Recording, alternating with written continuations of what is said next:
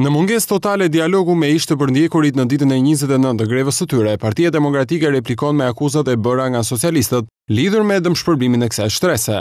Në një deklaratë për media, deputeti demokrat Gent Strazimiri publikoi disa dokumenta të cilat sipas tij hedhin poshtë pretendimet politike të Partisë Socialiste dhe vërtetojnë faktin se persekutorët e regjimit komunist janë dëmshpërblyer nga Ministria e Financave në kohën e qeverisjes socialiste, kur kryeministri i vendit ishte deputeti socialist Pandeli Majko.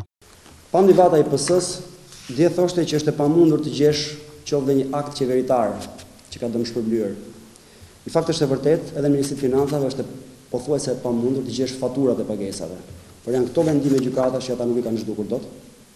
Dhe kjo dëshmon pik për pik faktin që gjatë periudhës së shkurtër që zoti Majko ka qenë kryeministri i këtij vendi, Ministria e tij e Financave dhe jo Prokuroria e Përgjithshme, që gjithashtu ishte e tija, kanë dëmshpërblyer për ditë burgu bujarisht në kohë rekord të gjithë persekutorët. Sipas demokratëve, të gjithë deputetët e opozitës kanë borxhe personale të trashëguara nga baballarët e tyre kundrejt shtresës së ish të përgosërve politik.